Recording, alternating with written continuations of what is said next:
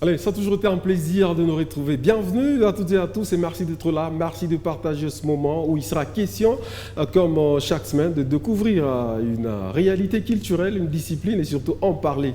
Et aujourd'hui, il sera question de parler littérature. On revient encore une fois avec la littérature, ses réalités ici en province, mais également, on va dire, une riche initiative qui vient de naître ici chez nous, au Lualaba, celle bien sûr de pouvoir réunir autant d'écrivains pour un projet assez intéressant. Je ne vous donne pas le détail parce qu'il me faut échanger sur ce plateau avec Jessica Ilunga, qui est l'écrivaine. Depuis un temps, elle est vraiment active. Bonjour et bienvenue. Merci, bonjour. Comment tu te portes? Ouais, ça va très bien. Et très bien. Que je vous revois encore. Ah oui, c'est un plaisir. Alors, mesdames et messieurs, comme vous le constatez, c'est avec elle que nous allons échanger, parler littérature et surtout on revient sur son parcours. Elle a été une fois notre invitée, on avait discuté sur son tout premier projet d'ailleurs, qu'elle avait dédié à l'église Murevin. L'église Murevin et son histoire, c'était le tout premier livre, mais juste après, il y a eu le deuxième livre qui est venu, qu'on n'a même pas eu le temps peut-être de décortiquer. Allez-y les filles. Brièvement, c'était quoi le projet ? Justement, c'est une œuvre qui n'a pas été objet d'un vernissage. Ok. Allez-y les filles, c'est un livre qui est dédié à tout le monde, mais spécialement, particulièrement aux filles. Ces livres parlent de l'entrepreneuriat de la jeune fille, c'est-à-dire essayer de booster les jeunes filles à pouvoir prendre conscience de ce qu'elles sont et à prendre beaucoup plus de responsabilités en société. Alors, ça a été publié depuis quand ? Ça fait déjà un mois, le 4 octobre et jusqu'à ces jours. Alors, après la sortie ou encore la publication de ce livre, comment est-ce que tu évalues le milieu, on va dire, littéraire? Est-ce que les gens, ça donne vraiment à la lecture comme vous le souhaitez? Bon, pour les cas du Lualaba. Oui, justement, ouais. Contrairement au premier ouvrage, celui-ci quand même, j'ai vu des gens qui ont participé. Je trouve que les gens commencent maintenant à comprendre la culture de la lecture et beaucoup plus que je m'étais déjà lancée, donc j'avais quand même de l'expérience par rapport à ça. Et les gens qui ont eu confiance et je me suis aussi préparée, c'est-à-dire essayer de faire la publicité avant. Okay. Et je crois que cette fois-ci, ça a promis. Les gens continuent à lire, bien que ça n'a pas fait objet d'un vernissage, mais les gens ont quand même répondu favorablement. C'était quoi la cible? Ce livre était beaucoup plus orienté chez la jeune fille, c'est toutes les dames ou encore il y avait les à côté? Ouais, d'ailleurs je m'explique. Beaucoup ont pu me demander pourquoi ne pas parler de la femme mais de la fille. Ouais. On a dit que ce sont les mêmes personnes, donc parler de la fille, c'est la femme. Alors dans ces livres, j'ai essayé d'expliquer que la femme n'était pas fille. Donc pour être femme, c'était un processus de chaque jour. Donc il y a des préalables pour les devenir. Alors dans mon livre, je voulais à ce que toutes les filles deviennent de femmes. Voilà, c'est un peu ça. Ah, très bien. Et chose faite. Bon, oui. Celle-là. Alors, très bien, c'est le tout premier livre. Parlons toujours de la littérature ici en province. Est-ce que déjà, autrefois, on avait discuté sur une structure? Est-ce qu'aujourd'hui, vous êtes regroupés, on va dire, dans une structure ou encore c'est pêle-mêle? Chacun évolue dans son coin. Bon, ce qui est vrai, il y a... Déjà qu'au départ, il y avait une structure. Justement, il y a beaucoup de structures. Et il y a une réalité en province, il faut le dire, c'est que chacun d'abord évolue en solo. Donc on ne veut pas, parce qu'il y a des gens qui veulent peut-être s'approprier et quand vous les abordez, ils ne sont pas abordables, alors ça frustre plusieurs et beaucoup se prennent en charge. Donc, ils n'ont pas besoin de passer par une structure. Or, cela est un facteur défavorable pour la littérature parce qu'on a besoin de ceux-là qui nous ont dévancés. Parce que la littérature, c'est quelque chose qui est consommé par la société. Donc, c'est toute une vie qu'on met par écrit. Alors, il faudrait qu'on mette des histoires sensées. Okay. Alors, quand quelqu'un se réveille le matin, il écrit.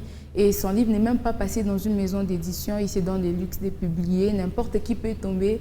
Vous voyez déjà, si un esprit faible tombe sur cet ouvrage, il y a possibilité que ça détruise l'esprit. Est-ce que vous sentez le retour de ceux que vous appelez, en fait, ceux qui vous ont dévancé, on va dire, moi je me rappelle qu'il y a déjà une structure avec M. Icos, Paul César Mabende et les autres. Est-ce que vous sentez les retours? Est-ce que vous êtes à des moments conviés à participer dans leur structure encore, à échanger avec ces grands moines? Bon, je crois que la structure, elle est là, mais elle n'est pas active. Elle n'est pas active. Non, elle n'est pas active.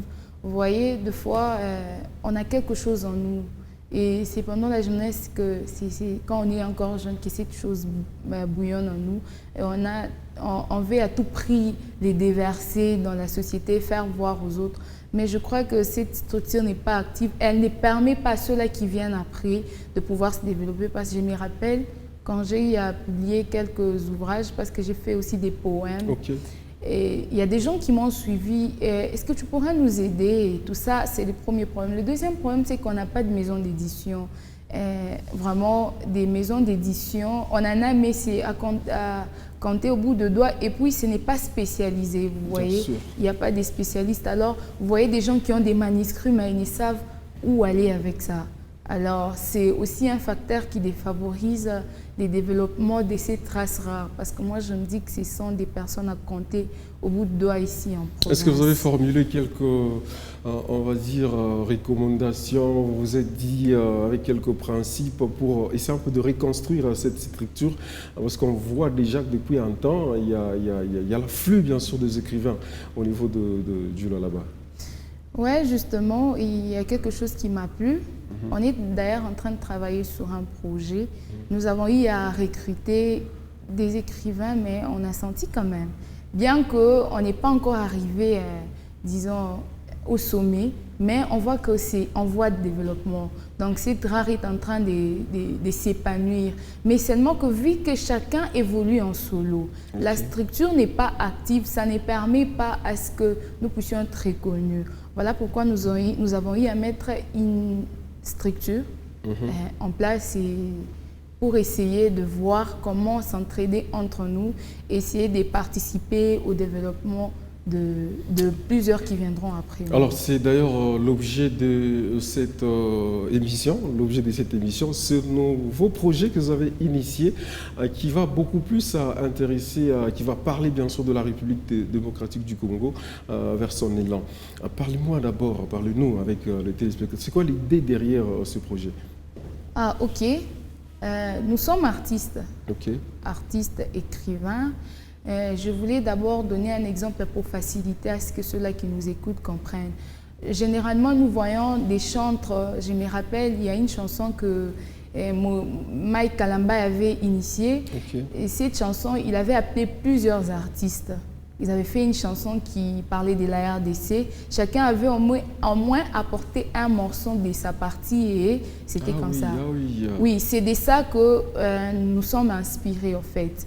Alors, nous avons mis une structure en place. Alors, qu'est-ce qui va se passer? Nous sommes, parce que c'est déjà fait, nous sommes en train de rédiger un livre qui va parler de la RDC. Nous avons eu à réunir quelques écrivains, parce qu'on ne sait pas compter les nombres, je crois une trentaine déjà.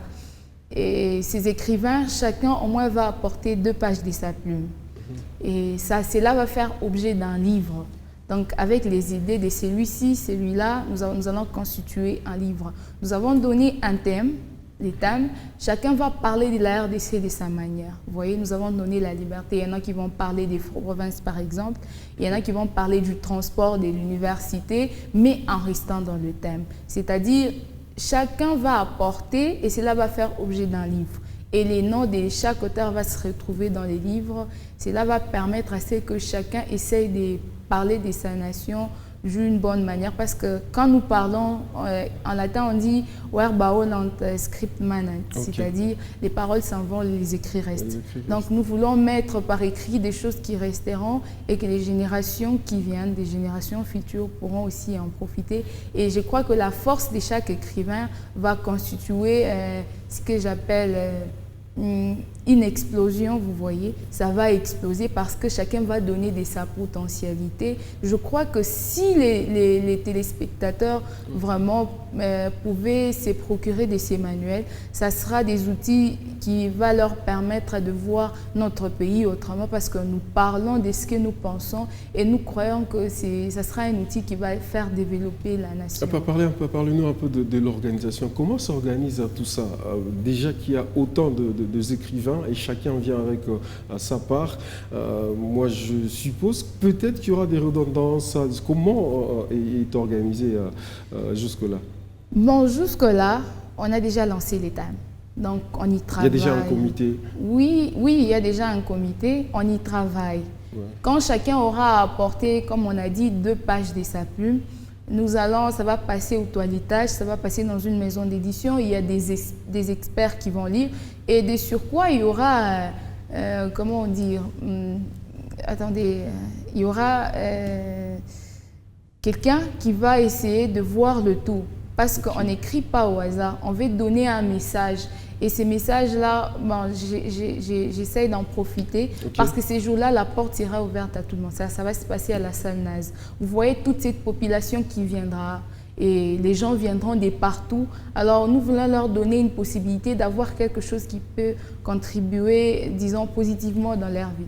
Donc, il y a une structure déjà mise en place. Et nous tenons déjà nos réunions et nous aurons une autre réunion demain à la salle Manica. Chacun a sa part et on va contribuer dans ce sens.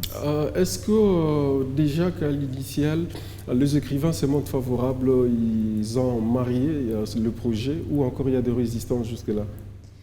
Ouais, comme toujours, il y a toujours ceux-là qui résistent. D'ailleurs, on a eu à consulter certaines personnes de la dite structure que vous avez dit. Donc, nous sommes allés vers eux, mais ils nous ont répondu, on n'a rien à faire. Et puis, qu'est-ce qu'on va gagner dans tout ça? Donc, nous avons besoin... Il y a aussi cette question qui revient. Oui, qu'est-ce qu'on va gagner dans tout ça? Et d'ailleurs, nous voulons chapeauter. Bon, ce n'est pas quelque chose qu'on ne s'écafouille pas. Donc, on essaie de donner, nous passons de la passion à la profession.